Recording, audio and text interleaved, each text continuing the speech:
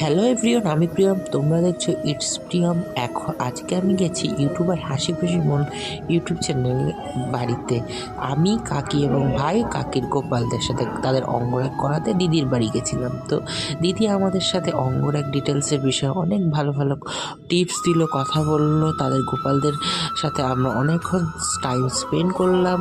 দিদির হাতের অঙ্গরাগ খুব খুব খুব ভালো। সেই অঙ্গরাগ করাতে আমাদের গোপাল গেছে দিদির কাছে, আর আমি গেছি দিদির সাথে দেখা করতে, কারণ আমি ওনার অনেক বড় ফ্যান। তারপরে কিছুক্ষণ সময় স্পেন্ড করলাম।